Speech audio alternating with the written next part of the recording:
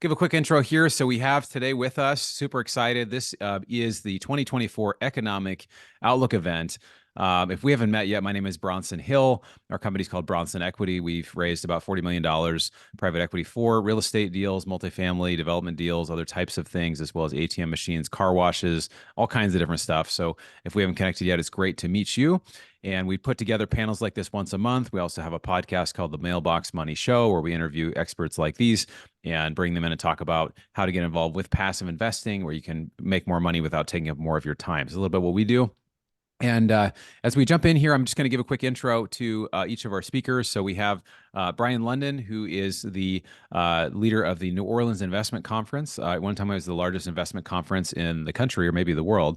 He also works with the Jefferson Companies. Welcome, Brien. We've got Neal Bawa with Grow Capitus, and we've got Bridger Pennington with Fund Launch and Ugly Unicorn, which is a hedge fund. So I'm really excited to be here. Again, we got several different experts in different areas, and we're going to jump in. So let's just kind of we're going to jump in here in just a sec. If you do have questions, you can put them in the chat. I may see them, I may not. We would ask maybe you hold them until about 30, 40 minutes into the hour, then we'll start taking questions. We should wrap up for sure within the hour here. So we try to make this as power-packed as we can. And so I'm sure you're going to have some burning questions, and we're going to get to those, as many of us as we can. So let's just start. We're going to go just one at a time. Just economic outlook for 2024. We're seeing higher rates. It's impacted asset prices. It's impacted real estate. It's impacted economics. They say we're not in a recession, and they've changed the definition of what a recession is. So let's maybe start with Brien. What are you looking at for 2024? I know your background is precious metals, and you do a lot in economics as well. What are you seeing kind of where we are and where we're headed? Yeah, thank you, Bronson. What we're going to get in 2024 is the long-awaited, long-anticipated, eagerly anticipated Fed pivot. We're going to hit the downside of this cycle.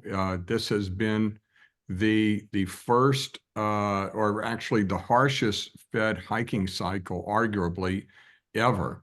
And it's put the markets in turmoil here and there, but the markets keep trying, or have kept trying to price in a pivot. Now they know there's going to be a pivot. There are going to be rate cuts. And the markets are kind of arguing with the Fed over whether that's going to be 3 or 5 or 6 rate cuts. Really a kind of a minor issue, to be sure. But still, that's what's happening right now in the markets, is this kind of emotional roller coaster as the Fed acts like the lion tamer in the middle of the ring and tries to keep the markets at bay and try and keep them from getting too excited.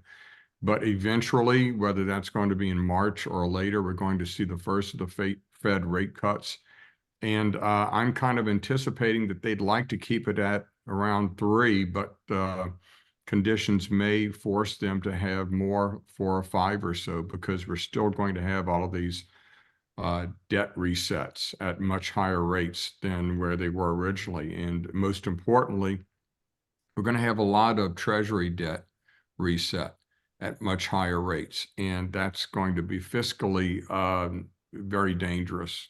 And we're already at about $1 trillion a year run rate in interest on the federal debt, and it's going up from there. So I think the Fed's hand is going to be forced at some point in the year to really accelerate those rate cuts.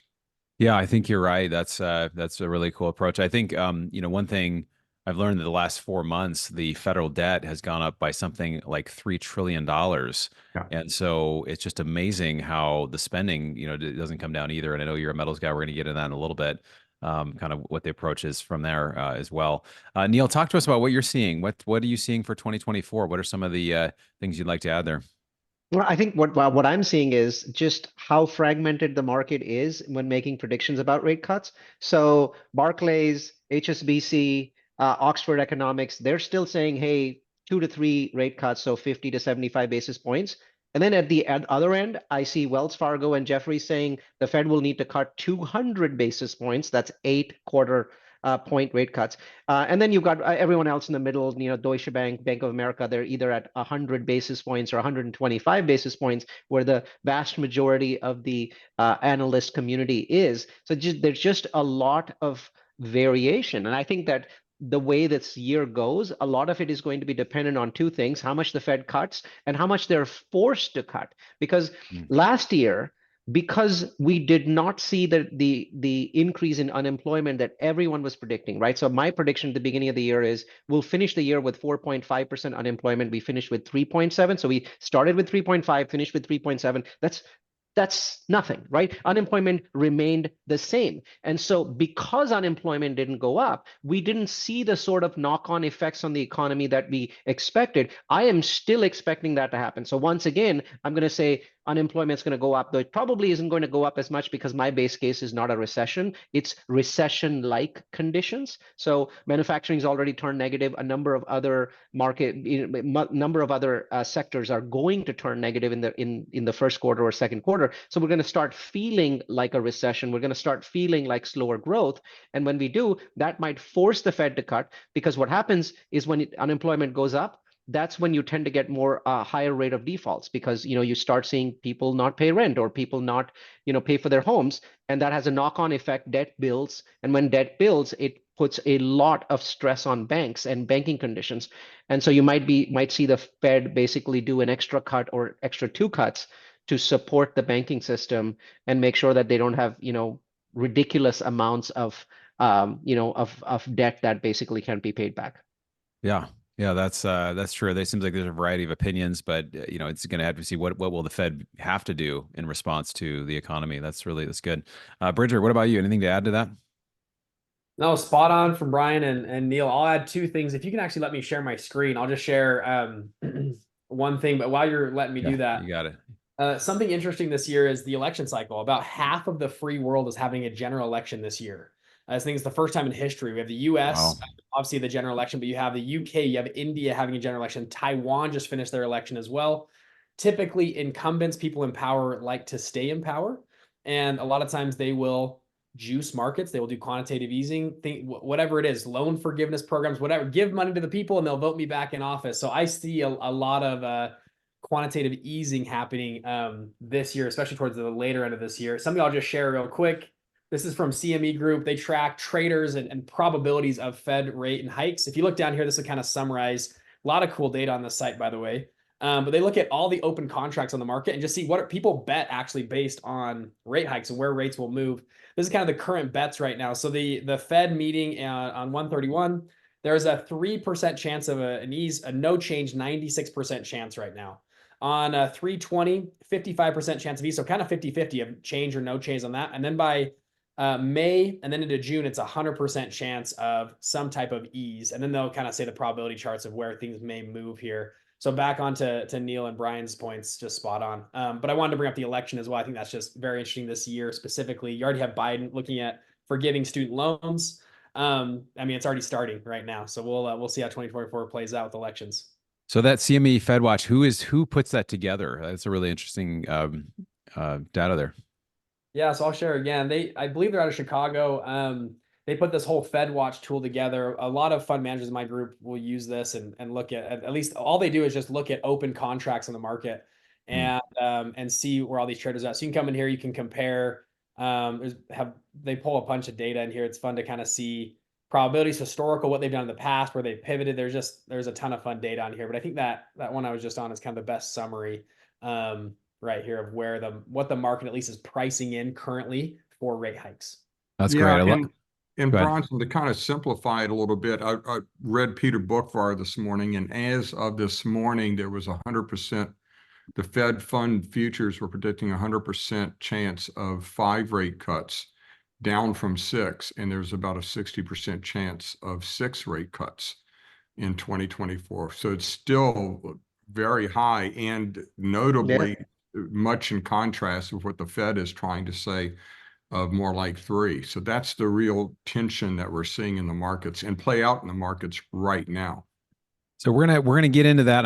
It's really cool on this panel because we have people coming from different perspectives and really in different assets.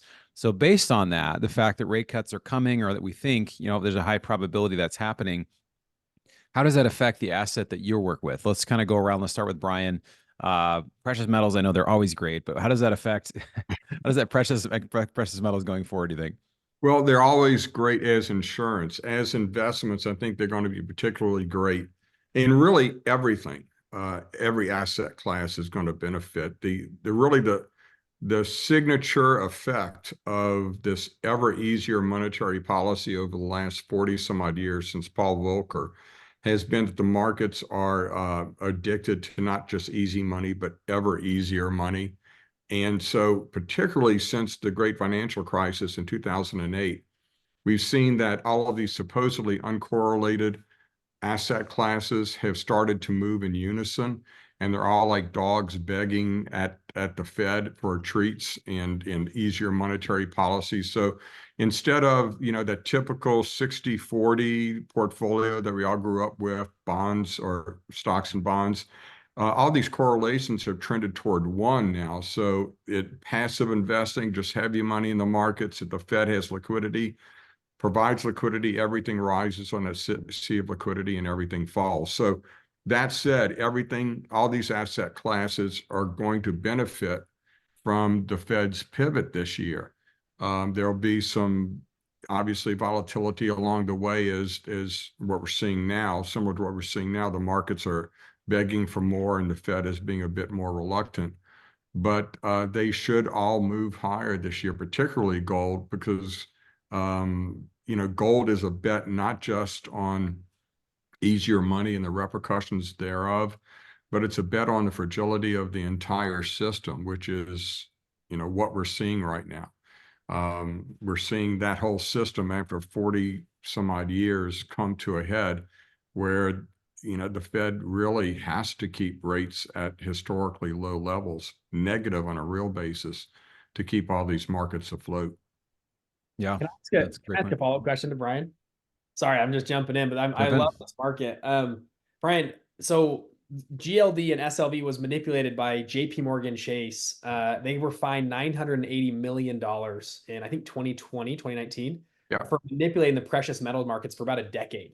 And gold was kind of flat for that decade, fell a lot. Like the fundamentals are like, yes, gold should be 7,000 an ounce, but it's not. Like, do you feel like precious metal markets are being manipulated still? Because I look at them like, oh, like silver should be way higher than it is. Gold should be way higher. And I've been saying that for a decade.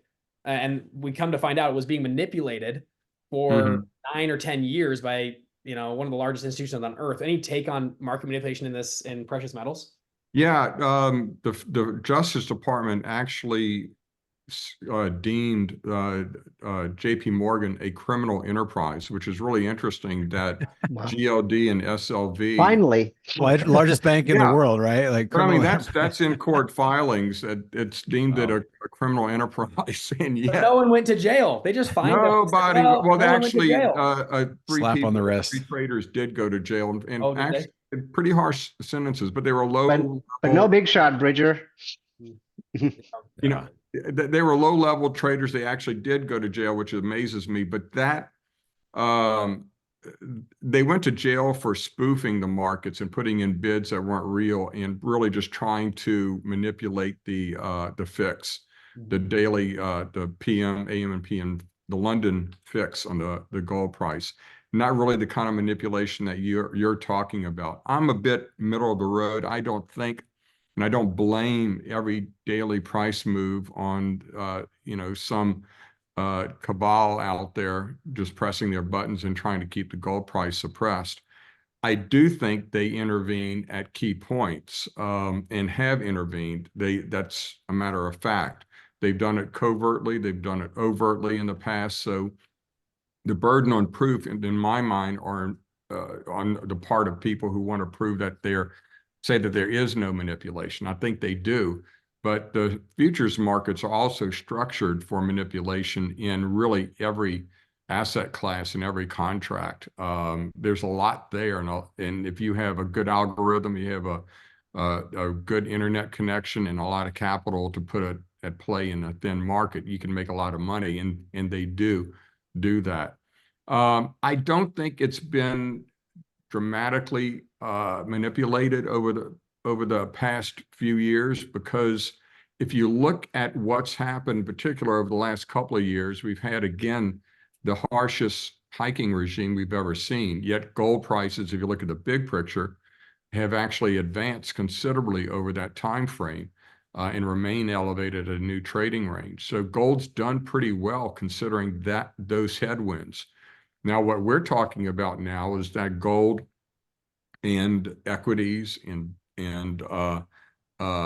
in passive income investments, real estate, they're all going to get a tremendous tailwind from the Fed's switch to a rate cutting cycle, which they have to do. The markets, the economy, the debt burdens that we have now, they just can't function under an interest rate environment like we have now. So we're going to have tailwinds ahead for really just about everything.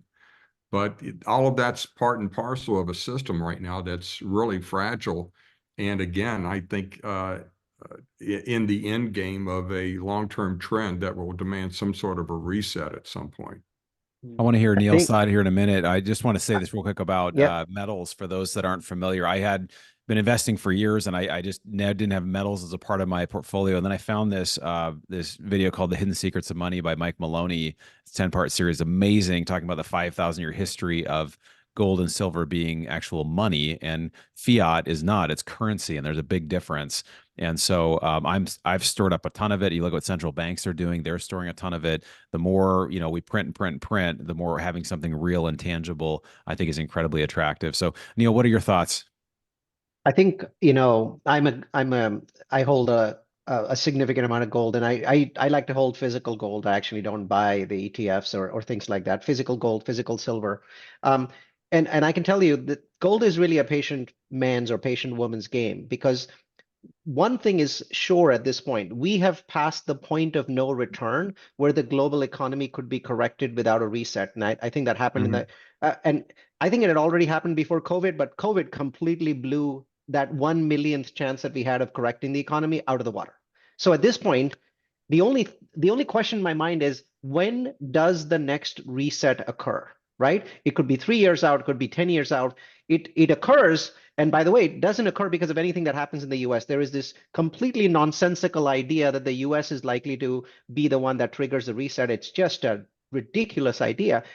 If you look at what happens when these kinds of bad things happen in the last 5,000 years, it happens at the periphery. The center is the last to fall. It's always the periphery. And today, the periphery could be either a developing country like Pakistan. I think that Pakistan is going to break up into 4 or 5 different countries over the next 3 or 4 years because there's significant problems there. Or it could be happening in a major economy like Japan, which is pushing 300% debt to GDP. Japan's amazed us, and a lot of that is because their debt is held by their own citizens, not by foreigners. But still, there is a limit to how far Japan can go. China, their debt levels, if you actually count their shadow debt, we're over 300% of GDP. The United States at 110% of GDP is in a much better place, especially because we're the reserve currency of the world.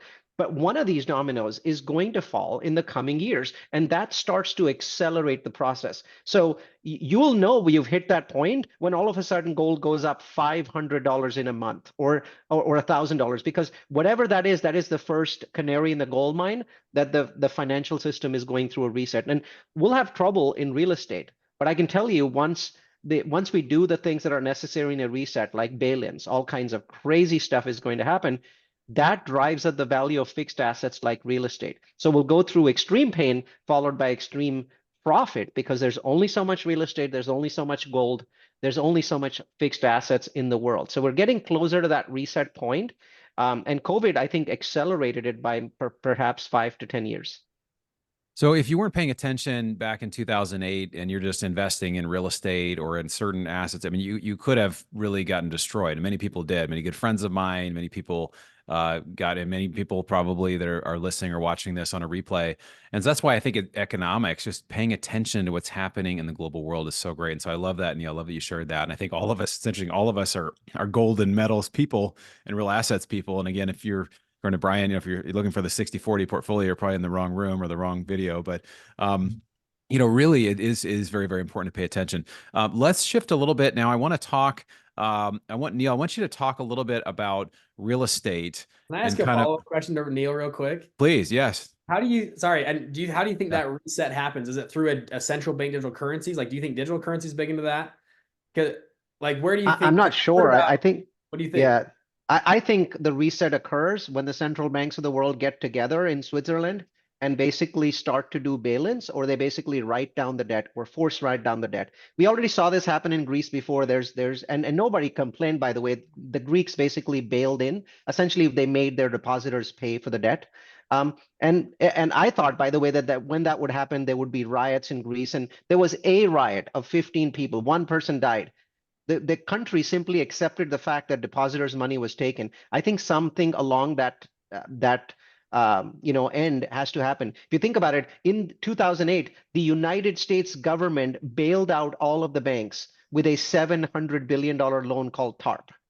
And no one, where were the riots there should have been riots there. Why should we, the people of the country, spend $700 billion of our own money, unguaranteed, to bail out a bunch of big banks? Now, I would have done it if I was Treasury Secretary. I would have done it, right? But the point is, people, when it comes to the point where things are about to fall apart, almost anything that you can think of is okay. Yeah. If you read, there's a bunch of books about this. One's called Dying of Money. There's some other ones that The Death of Money, and it just talks about what happened in the 1920s, 1930s. And it was a lot of stuff we're starting to see now. Like, we're starting to look at wealth taxes. We're starting to look at, price fixing and all this stuff that, it's just kind of everything's on the table. Once stuff starts happening, there's things on the table. Bridger, you had something else you wanted to add or say there? Well, and maybe push back on me a little bit, Neal, but first off, TARP's got paid back with, I think, a 20% return. And a lot of people don't realize but we didn't know it when we were doing it. There's a great investment from the Fed. Here's the thing, Bridger. If the next TARP is $5 trillion, when we're putting it in, we don't know if any of it is ever going to get paid back. In hindsight, TARP was a great investment. At the time that people were making it, they were shaking in their boots. That the Treasury Secretary went down on his knee to Nancy Pelosi to beg her to give her $700 billion. This is an actual event. A Treasury Secretary on one knee. So, and I'll just give a different perspective, but Michael Spence wrote a great book called Permacrisis. We've been hearing about this reset. Ray Dalio's talked about this, great resets going on. Everyone, it's like, oh, the world's going to end. And just a take or a thought is, the national debt's so big, all these problems with the world reserve currency, but compared to what? What are we going to go to? Like, you're going to go to yen? You're going to go to rubles? You're going to go to bitcoins? You're going to go to gold? Like, what are you going to go to?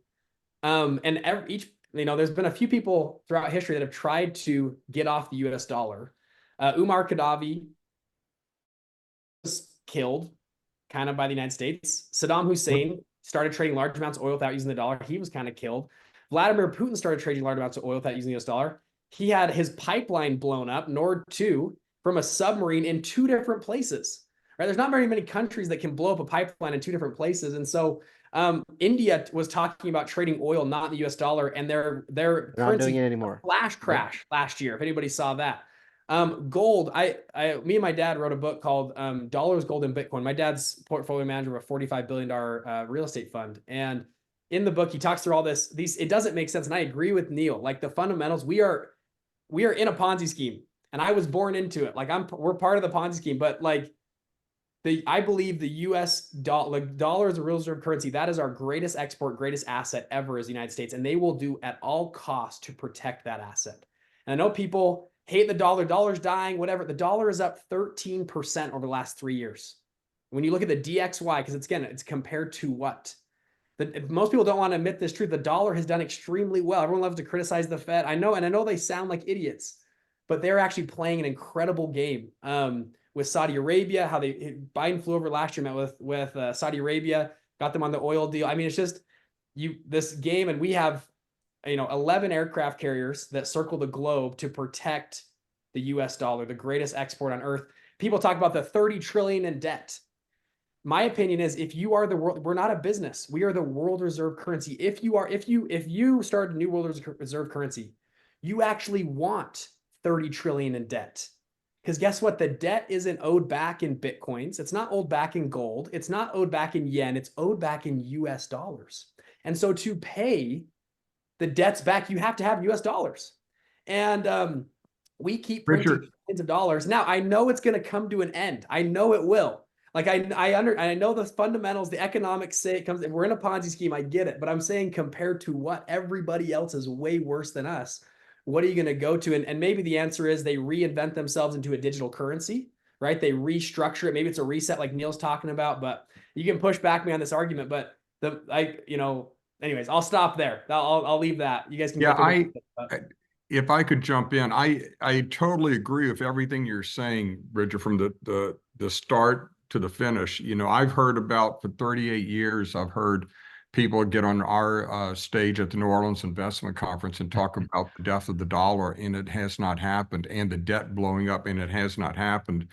So I have to examine myself when I look at it today and say, if I've just become an old curmudgeon now and I'm becoming like these people thinking the world's going to hell in a handbasket, or are things really much more serious right now? And I think it's gotten to the point of simple math. And a lot of things have gotten really just insane. If you look at that process I was talking about, where the Fed always lowered interest rates as a result of every recession, and were never able to raise them back to the range that they were before. Then came 2008, and they came up with some crazy crap that you would have gotten. They would have put a tinfoil hat on your head if you would have predicted anything that they did in 2008 beforehand, between all of the acronym programs, between quantitative easing and the fiscal bailouts of Wall Street. That was crazy. And zero interest rates, the lowest rates in 5,000 years of human history. And then came COVID. Now, that process means that the markets have become addicted again to ever easier money. So when they react to a crisis, they have to inject more of that monetary adrenaline, more of the drug, because the patients developed a tolerance. So they did all this crazy stuff in 2008. With COVID, they did all of that. They did a multiple of that. And instead of doing over 4 to 5 years, they did it over 4 to 5 days. So this next crisis, whatever it is, and as Neal was saying, there's a lot of dominoes out there. This next crisis will force them to do things that will make your head absolutely spin to get the same kind of reaction from the market. So we're in this kind of repeated cycle. My thesis is that with each of these cycles, it becomes more and more evident that currencies are trash, or becoming trash, and becoming ever less valuable, ever more plentiful, and losing credibility with every successive cycle. So whether it's this cycle or the next one, the end game, in my view, is that currencies, and I agree with you, it's not just the dollar, it's global currencies in general, because all of these developed nations and developing nations have done and are doing the same thing.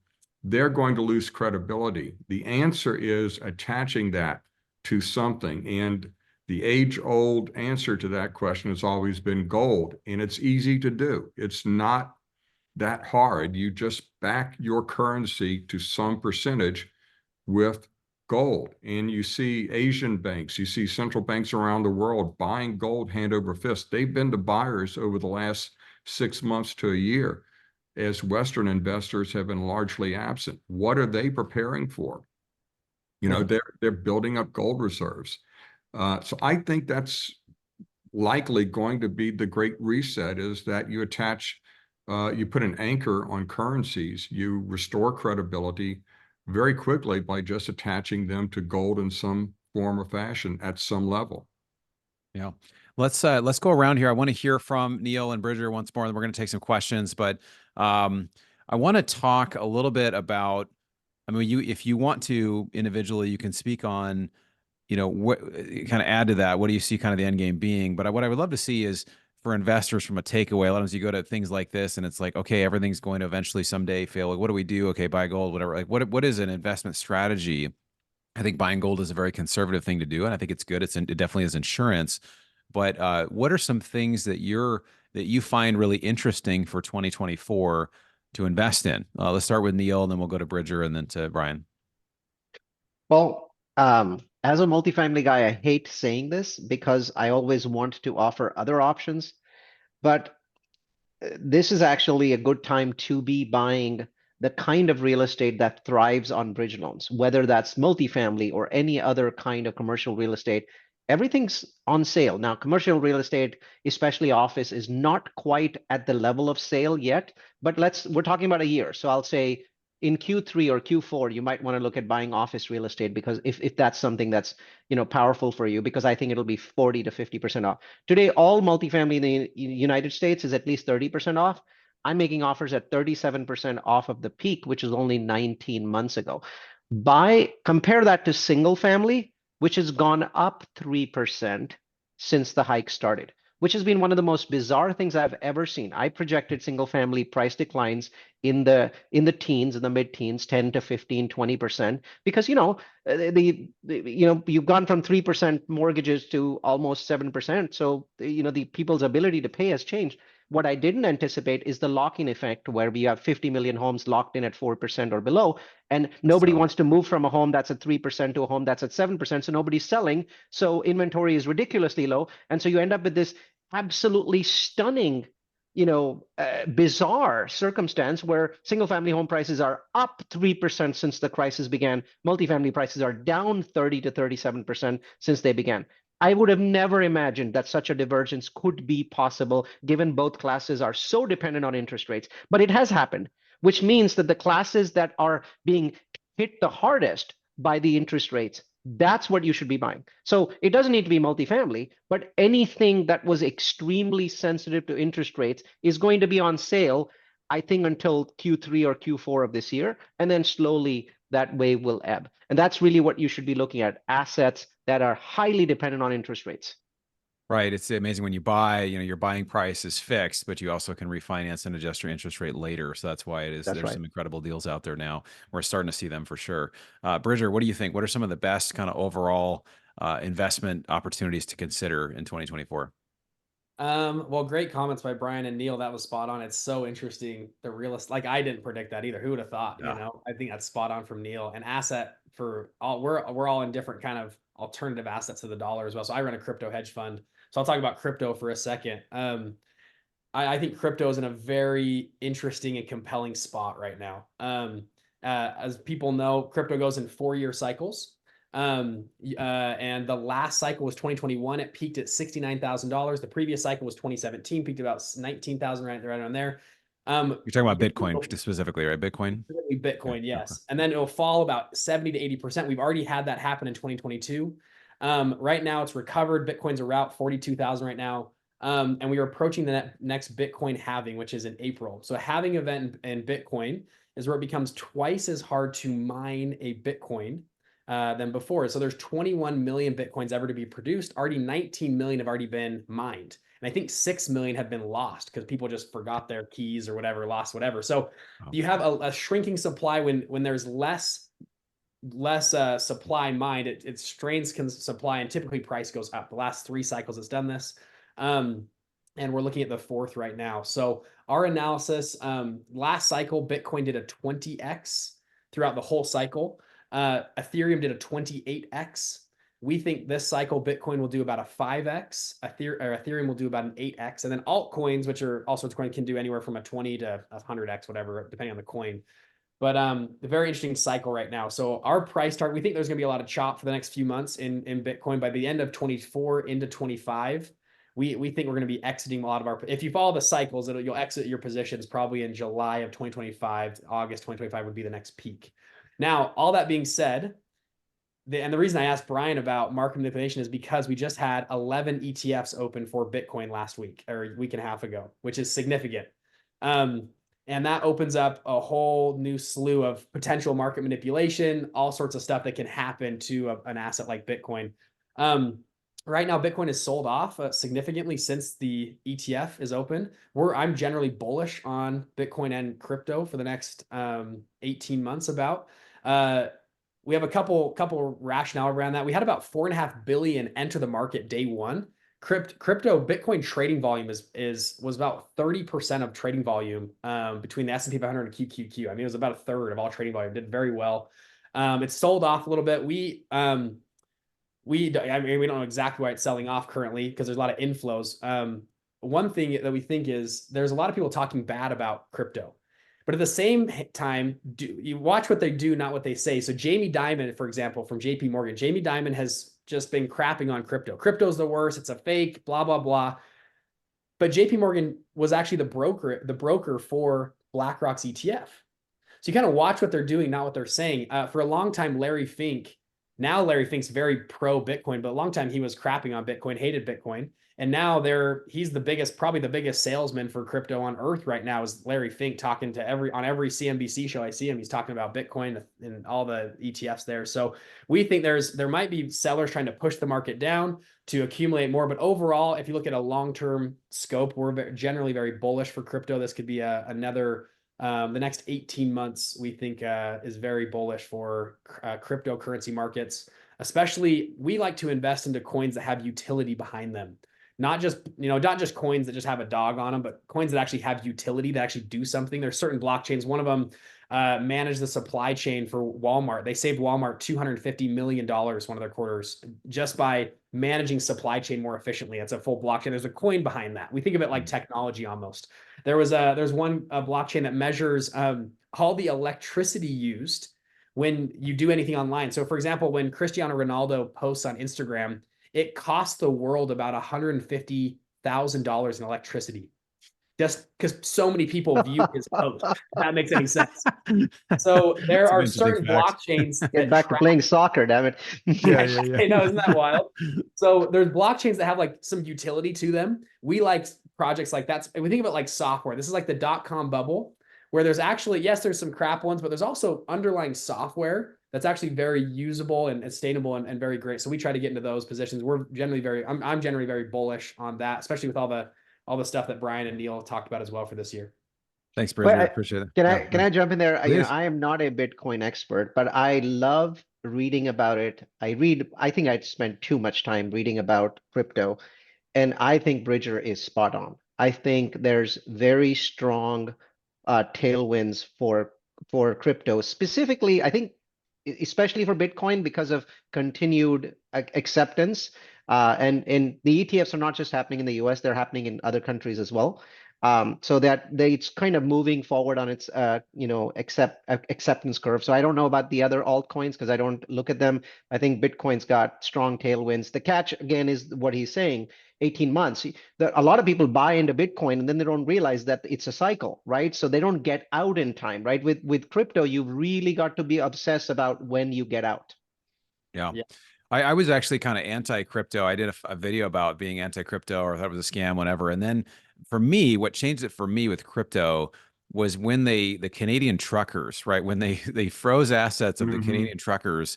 And even like if I was giving money to a source or something I believed in, and they said, no, you giving the money, you're a terrorist, and we're gonna freeze all your assets. It was crazy. I thought having some liquidity outside of the financial system could be helpful. So obviously gold it's a little hard to transport, but crypto could be transported. There's also many other reasons, and I've come around to, okay, crypto has some definite benefit as well. Brien, I want to hear your thoughts. What do you think? We're gonna get some questions here in a minute, but tell us 2024. I know you're doing all kinds of not just gold and silver, but other sorts of resources, and just talk to us about what you're seeing as a potential investment opportunity for this year. Yeah, well, I guess you won't be surprised to hear me say gold. So surprised. But I always tell people, especially those who are new to the sector, that you can buy gold as insurance, and that's insurance against all the things we've been talking about, this long cycle, this potential reset, etc. And the other is investments. So if you look at the macro picture and say that it is bullish for gold, like it is, I believe now, even with gold at near all-time highs, the macro picture argues for much higher gold prices, for gold prices reaching a new, much higher trading level. And when that happens, when you look at it and you see that, then you can leverage gold, and that's where the investing part comes in. Lots of ways to leverage it, futures, options. If you are a sophisticated trader, you can buy some ETFs that are 2x performances on gold or mining stocks. You can do mining stocks. Then within mining stocks, there's a wide spectrum from the junior explorers to the more established producers. That's the area that I focus on, mining stocks and gold newsletter. And I tend to focus on the more speculative, hair on fire end of the market in the juniors, which can do very well in a sustained rising price environment for gold. Silver typically offers natural leverage to gold. It's the poor man's gold. And in every sustained bull market in gold, it's outperformed the metal. So I like that. And, what we need to see in the near term, and I think we will, is we need gold to get over $2,100 to really prove and demonstrate an actual breakout, a new breakout to a much higher level. We've hit these general highs around 2070 or so, 3 times, 4 times now. And for this not to be just another false move, we really need to get over $2,100 or so. And I think that will bring in a lot of generalist money into the sector, a lot of trend following Western investors. And that'll take us much higher, I believe. Yeah, that's great. Thank you for sharing. Real quick, any thoughts on uranium? I know Rick Ruled talks a lot about uranium. Is Yeah, there any? love uranium. Have been loving uranium for many years, and at my conference, it has been a long-running joke that it was everybody's top pick for 10 years, and nothing ever happened. And all of a sudden, which we knew it would happen, it's kind of happened. So we're getting a long-term supply-demand story that's irreversible, irrefutable, irresistible, finally coming to a head. And Kazaprom's supply issues right now are probably definitely deeper than they're admitting, and probably deeper than much of the mainstream financial media is predicting. So we're having a rising demand, but we're having a very significant supply crunch right now, where utilities are going to have to go into the spot market, which is really thin, and buy new supplies, and that's going to drive the price much higher. I think Um, another area that is very interesting is lithium. Yeah. mm, Even though, we're now getting LFP batteries which use less lithium. So lithium went up and then it actually came down in price, which makes sense. Anytime the market will drive the price up too far and then it has to adjust. But when I'm looking at the amount of money that governments are investing, including, what the US is investing, but China is obviously far ahead of us. The US, 9% of vehicles sold in 2023 were EVs. In China, the number was 33%. 1/3 of all cars sold in China. The US is somewhere in the 16% range, though one of the Nordic countries, I don't remember what it is at 87% of cars sold are EVs. So I'm not going to get into whether EVs are good for the environment or bad for the environment, or if they make sense. The point is we're moving along this path. And even as we move along this path, we're going to need 5x, 6x, 7x lithium. I believe that we have all the lithium that we need, but the money to invest to get that lithium out of the ground, that's very bumpy. And so there's going to be plenty of times in the next 5 years where the price of lithium is going to shoot up. we saw that just last month, actually. You're probably familiar with the Salton Sea in Southern California. They discovered 3,400 kilotons of lithium, so enough to power over 375 million electric vehicle batteries. But it's going to take 10 years 10 to years. get Okay. that first gram of lithium out of that Californian field, right? 10 Amazing. years. Yeah, and that is I would be yeah. skeptical of any of those kinds of reports, because one thing they did not report were the grades and if they were economic, and that's key. And I would add to lithium, I would add copper, because Copper. lithium, cobalt, nickel, a lot of the different metals and elements that go into battery metals and that whole story can be engineered around it to some degree. Probably lithium's tough to do, but the other metals, we've seen them develop technologies that minimize their use. You can't get around copper, though. It's necessary for the motors, and just as important, perhaps more importantly, it's necessary for the grid, which has to be completely revamped to deliver that kind of energy that we're seeing. So copper is a longer term story, I agree. it's another More one stable than lithium. Yeah, it's another one that is solid, and you can't get away from it. Yeah. We're getting some questions come in. We're going to take a few questions now. If you have a question, you could specifically, there's a Q&A section. If you stick it in there, we'll be sure to see it, or be more likely to see it, I should say. Somebody's asking about the election cycle, whether it's Republican, Democrat. How do you think that will affect the price of metals? I think it's irrelevant right now because I'm not too positive on anybody winning the election right now. And it really is a monetary issue that's going to drive the metals. If Trump wins, which seems a good possibility now, he is a big low interest guy. So I think that could have an effect. But no matter what happens, we're going to have declining interest rates, and I think that's going to be bullish for everything. Right. I think Trump has no hesitation in directly and very visibly attacking the Federal Reserve to lower interest rates, where other presidents, I'm actually not aware of any president in history before Trump that attacked a sitting Fed chair. Yeah. And I think he will have no hesitation to attack again.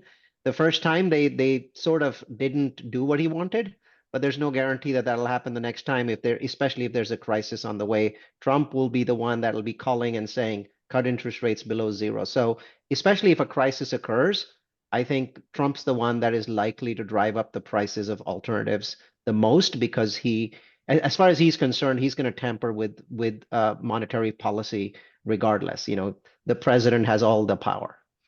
Right. Another question, I guess, is for Bridger, is the blockchain. What's the name of the blockchain that saved Walmart 250 million? This was back, I think, in 16 or 17, early on. And I believe Walmart acquired the company and now does it internally. In 2020, Walmart was launching or 2022, excuse me, they were launching their own coin. I think they do it internally now. It's a blockchain they internally run. Yeah. And then Matic, someone asked about Matic. Matic, I think 10x'd in the last month. So I think it's a little overbought right now. That's my personal opinion. We like both Polygon and Matic, though. We do a lot of research on both those. So. Yeah, it's interesting how there's a lot of for that Walmart example, that there's a lot of blockchain. There's a difference. A lot of people don't understand there's a difference between blockchain and crypto. Crypto being more cryptocurrency being more finance related, and blockchain. I emceed an event about a year and a half ago called the Blockchain Real Estate Summit. With Michael Flight and about 300 people in Austin, Texas. And it was just really interesting to see the technology behind it, the blockchain, how that's starting to impact more areas of life and to give more security and do more things in that way as well. Another way to think about it too, it's almost like Apple or like Microsoft has their operating systems and technology, but they have a stock that you can buy. That's one way to think about crypto. Like a lot of these companies have blockchain technology, but you can buy their coin that represents, the company, like buying Microsoft stock that represents the whole company. That's a different way to think about. We do a lot of research. We do more value investing in crypto. That's one way to think about it. So, go ahead. Yeah, I was going to add on just the election. I think Brien brought up something quick. He just said, if we get out of this election, or if anybody gets elected, I think there is a decent chance, not a decent, I guess, I don't know what the odds are, but that, I mean, this is going to be a very interesting political cycle for all markets. If Biden wins again, there will be, I think, mass protest. If Trump wins, there will be mass protest.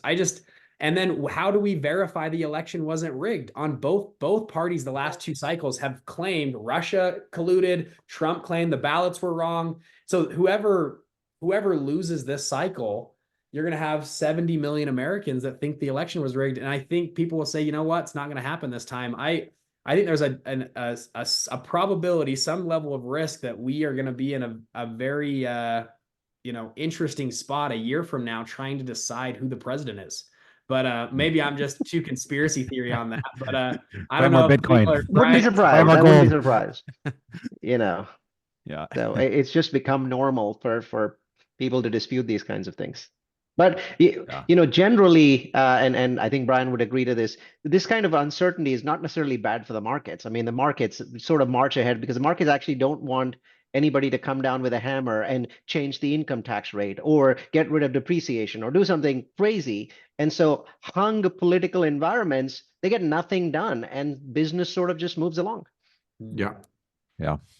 Absolutely. So we're getting more questions about crypto and digital currency stuff. If you do have any questions about real estate, about precious metals, or we can talk more about crypto. We can certainly talk about it. We got a few more minutes, a couple more questions here. So what do you think about the U.S. Central bank digital currency in relation to real estate, Bitcoin, and gold? Do you expect this to happen? When do you expect it to happen? Is it just a posturing? I mean, is that actually going to happen? Honestly, I'll talk about this for a yeah, second. Maybe you guys can yeah. add more. But so November 2022, the Fed did a 12-week test of a digital dollar. They did it with the New York Fed, Citigroup, Wells Fargo. For 12 weeks, they completed that test. This is and then the banking crisis happened. This is last March.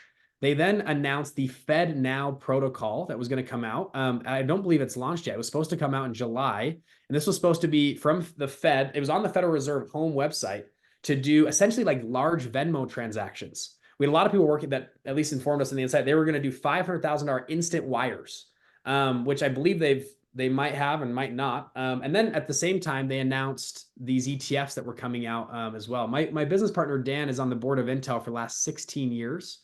Intel was awarded a lot of money from the CHIPS Act that came out in 2022. They're at $54 billion towards the CHIPS Act. There's another $280 billion earmarked for the next round of the CHIPS Act.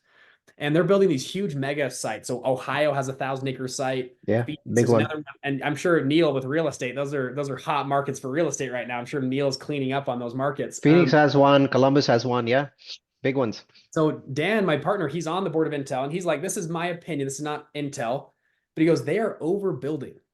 They're building the fab facilities, which by the way are already almost online, but they are building massive data centers, huge. I mean, enormous data centers alongside them. And he goes, and his opinion was the only reason you would do that. I mean, we already have data centers, but that many data centers is if you wanted to house some type of central bank digital currency. If you go to the atlanticcouncil.org, you can see that there are 34 countries currently in research and development of central bank digital currencies. I can share my screen if you want, but this is pretty interesting to look at. I just think it's too juicy not to do, you know? As a central bank, you have China that's already done one. I'll pull this up. Sorry, I'm talking too long here. You guys can comment as well. But I think this is just interesting to look at for this question on central bank digital currency. So they track countries and how much they've done. Hopefully you can see my screen okay. So Yeah, we can see it.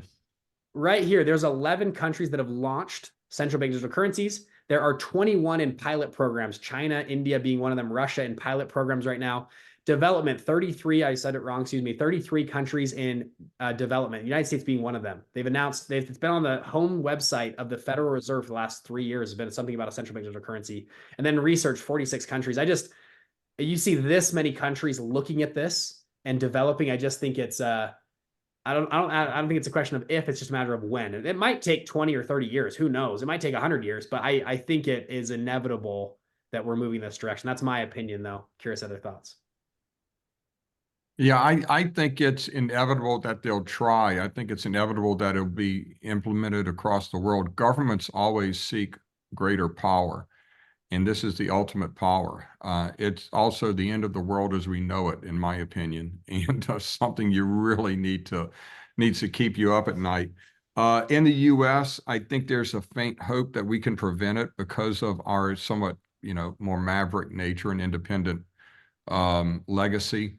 I've heard that Jerome Powell is against central bank digital currencies and just is kind of being pulled along by the tide as it is right now, but he won't be there forever. And so I think it's something they are going to try. And, everyone needs to just try and, as much as we hate government, try to get involved and lobby and raise a ruckus against this whole idea and make it an important political point going forward, because it is extremely dangerous and it will affect every aspect of your life.